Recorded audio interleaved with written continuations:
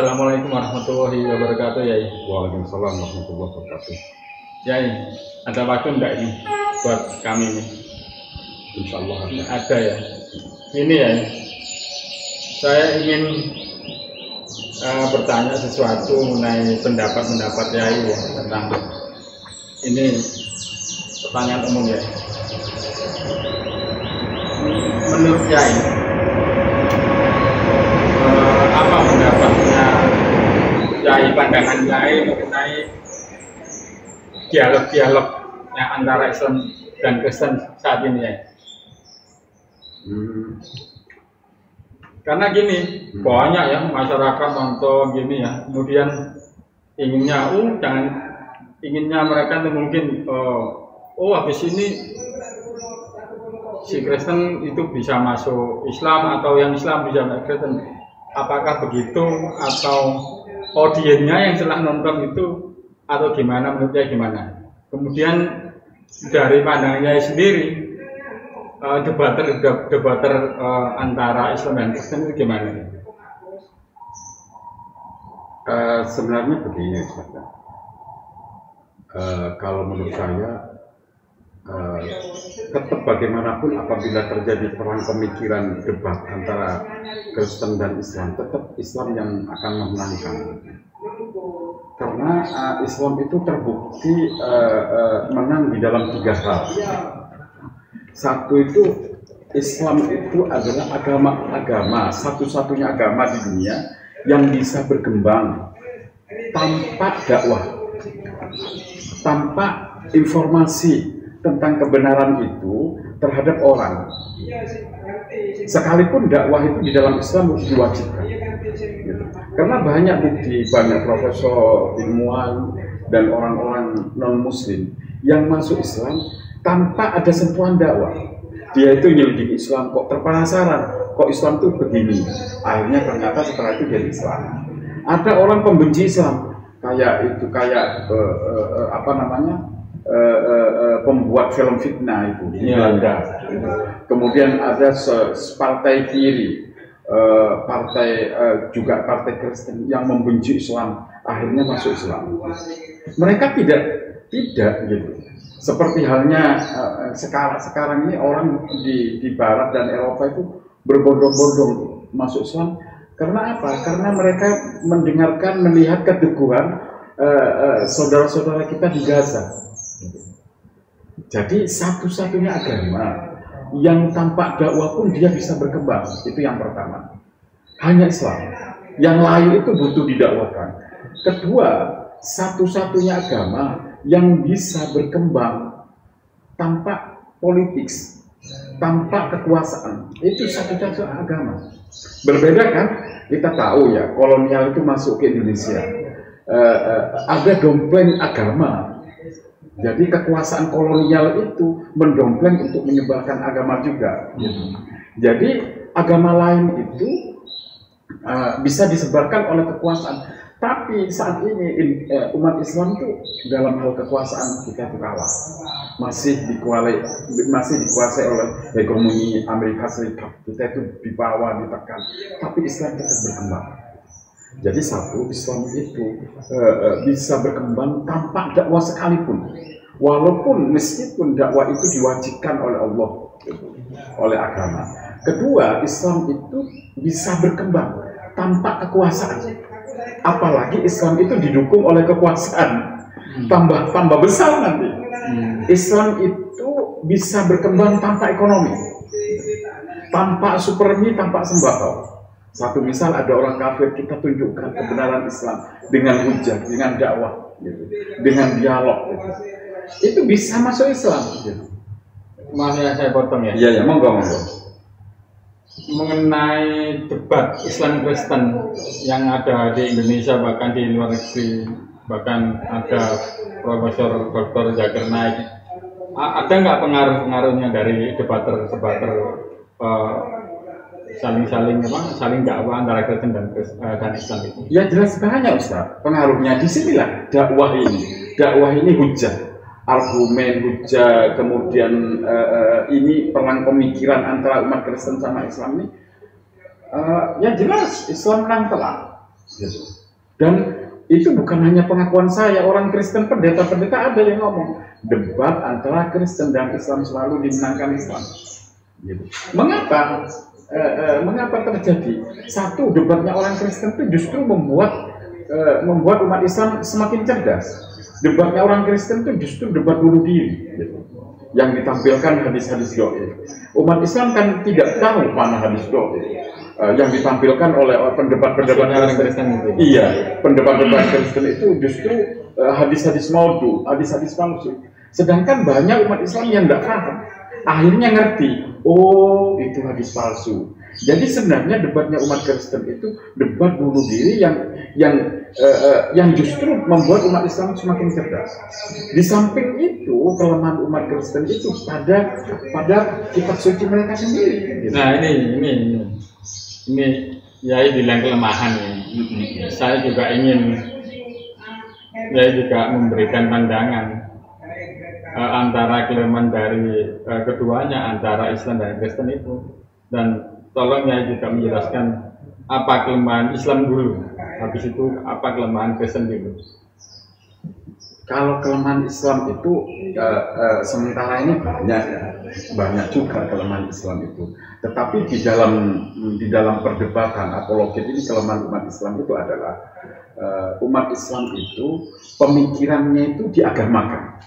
Produk ijtihad, produk pemikiran itu mereka agamakan. Mereka klaim sebagai agama, padahal itu bukan agama. Dan produk pemikiran kelompok-kelompok mereka itu mereka agamakan, diperjuangkan sebagaimana memperjuangkan agama. Padahal kita bisa bedakan agama dan pemikiran agama itu berbeda. Agama dan pemikiran agama itu berbeda, dan pemikiran agama bukan agama. Gitu. Tetapi kalau kelemahan Kristen tidak. Kitab suci, produk kitab suci itu mereka pikirkan dan mereka agamakan, mereka tafsirkan, akhirnya jadi beberapa tafsir yang diagamakan. Jadi di umat Islam kan tidak ada sekonyol-konyolnya, seburuk-buruknya sekte dalam Islam. Tuhannya itu sama. Di dalam Islam itu kelompok Jawi Wetan itu, kelompok apa namanya? Kelompok kebabinan itu. Tuhannya itu Allah, nabinya itu Nabi Muhammad. Bahkan mereka itu semadi itu dengan semadi melakukan topo itu dengan menyebut Allah dan bertawassul kepada Nabi Muhammad SAW. Jadi Tuhannya katakan Ahmadiyah itu kan kita bukan Ahmadiyah. Kita tidak menyetujui kalau ada Nabi setelah Nabi Muhammad. Tapi eksistensi Nabi Muhammad sebagai Nabi yang membawa syariat, Ahmadiyah ngakui. Dan Tuhannya Muhammadiyah itu Allah. Tetapi berbeda dengan Kristen. Sekte Kristen ini menurut yang saya baca tahun 2006 itu 36.000. Tetapi kata Budi Pak Azali, pendeta Budi Pak Azali yang ngomong sama saya kemarin, Pak Pendeta Budi Azali itu ngomong malah saat ini diperkirakan 45.000. 45.000 itu menunjukkan kalau ketuhanannya itu adalah sistem ketuhanan, konsep ketuhanan itu berpecah belah menjadi 45.000. Itu menunjukkan bahwa sebenarnya konsep ketuhanan Kristen itu masih sama-sama sampai sekarang. Seharusnya, nah disinilah kalahnya orang Kristen. Idealnya begini, Ustaz. Bagaimana dia akan mengajak kepada konsep kebenaran Tuhan kepada orang lain kalau internalnya sendiri Kristen sendiri konsep ketuhanan tidak selesai. Kalau saya diajak ke Tuhannya orang Kristen satu ya ini Tuhannya umat Kristen ini begini loh. Gimana sih? Beresmu rumah tanggamu disik, baru mempelajari rumah tangga saya untuk jadi baik. Nggak bisa Ustadz mengajari saya untuk berumah tangga yang baik, sedangkan Ustadz sudah kawin cerai 3 kali 4 kali. Kemudian Ustadz bilang, Abi, cara berumah tangga mempertahankan istri itu agar istri itu sayang sama kita itu begini. Ya kan saya tolak. Karena prakteknya realita dan faktanya Ustadz kawin cerai 5 kali. Malah 10 kali ya. Malah 10 kali. Lah masing-masing 10 itu, anak 10 itu dari istri yang berbeda. Kan kacau itu, Ustaz. Gitu. Ini logikanya. Gitu. Kemudian pendeta Budi Azali itu bilang, ini beliau bilang ya, bilang, loh, justru perpecahan yang banyak itu justru bagus, dinilai positifnya. Karena kalau uang 100.000 katanya gitu, 100.000 wajar lah dipalsukan. Karena semakin berharga, semakin banyak orang memalsukan gitu. Nah di sanalah memang iya gitu. Setan butuh memalsukan agar yang asli itu tidak diketahui. Dan 45.000 itu, Ustaz, sekte di Kristen, sekte di agama Masehi itu 45.000. Masing-masing mengaku uang yang 100.000 itu. Padahal uang yang 100.000 yang asli sudah musnah dimakan zaman dan tidak ada. Sekalipun ada, kita sulit melacak 45.000 itu. Nah, begitulah. Nah, kembali ke Islam. Nah, disinilah ya teman-teman Muslim. Sebenarnya di Islam itu tidak ada perpecahan. Yang di dalam Islam itu tidak ada perpecahan agama. Tuhannya sama, nabinya sama, kiblatnya sama. Walaupun orang Muhammadiyah, kiblatnya sama. Ibadah hajinya sama, gitu. Semua sama, gitu. Tidak ada perpecahan. Yang perpecahan itu di dalam Islam itu adalah perpecahan dalam pemikiran dan pemahaman. Lah pemikiran dan pemahaman itu mereka jadikan agama seolah-olah perpecahan agama, gitu. Tetapi makanya karena itulah di dalam Islam itu ada ayat begini, Ustaz. An aqimuddin wala tatafarraqu fihi. Fihinya itu menuju ke din. Jangan kamu berpecah belah, wala tatafarraqu an aqimuddin. Tegakkan agama Islam ini, wala tatafarraqu fihi, dan jangan kamu berpecah belah di dalam agama itu. Jadi secara tidak langsung Allah menyatakan kamu bersatu di dalam agama, sedangkan di dalam pemikiran agama enggak masalah. Yang tidak boleh itu berpecah belah dalam agama. Kalau di dalam pemikiran agama itu jangan diagamakan agar kalian tidak berpecah belah, gitu. Banyak konsep-konsep yang sebenarnya konsep-konsep itu bentuk konsep pemikiran yang diagamakan sehingga berbentuk konflik di dalam psikologis perang pemikiran sesama umat Islamnya. Tetapi di Kristen tidak. Bukan perang pemikiran, bukan perang pemikiran dalam pemikiran agama, tetapi di dalam Kristen itu perang pemikiran, perbedaan akidah, perbedaan Tuhan. Gitu. Ada yang menyatakan Yesus itu Tuhan, ada yang tidak. Ada yang Yesus itu menyatakan ciptaan. Ada sekte Bion, itu ya sekte Bion itu yang menyatakan sekte Bion itu adalah yang disalib itu bukan Nabi Isa, tetapi setan.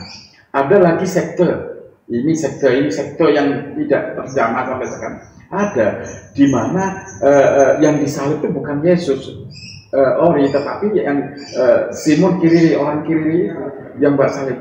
Ini perbedaan-perbedaan itu sebenarnya adalah senjata makan tuan untuk Kristen. Justru menjadi lemah ya. Ya lemah. Suatu ketika jadi wajar jika negara-negara yang semakin baik, semakin demokrasinya semakin baik lah, maka Islam semakin berkembang. Negara-negara yang aman, yang tentram, yang kaya, yang tidak ada konflik, di sana tenang, masyarakatnya bisa berpikir, Islam berkembang. Jadi itu wajar, gitu. Iya. Kalau menurut pandangan saya menanggapi fenomena saat ini ya kan banyak berkembang di luar negeri ya, di Eropa dan Amerika, bahkan sampai Eropa Timur, Rusia itu yang juga banyak mualaf ya. Menurut saya kira-kira 10 tahun ke depan umat Islam itu gimana ya? Menurut ini antara dunia maksud saya, Amerika, Eropa dan Asia ini. Kira-kira menurut saya ke depannya atau gimana semakin besar atau gimana kira-kira? Islam ini bisa jelas akan semakin besar dan Kristen harus menerima kenyataan, diakui atau tidak. Umat Kristen saja menghadapi sesama Kristen konsep ketuhanannya itu sampai sekarang nggak final. Gitu. Jadi insya Allah kedepannya umat Islam semakin besar. Tetapi ingat, gitu, tubuh yang besar, obesitas itu harus disertai oleh kemampuan jantung yang sehat, Ustaz. Nah, kalau obesitasnya umat Islam ini besar dan justru bisa diadu domba, bisa dipermainkan, maka karena itulah YPM atau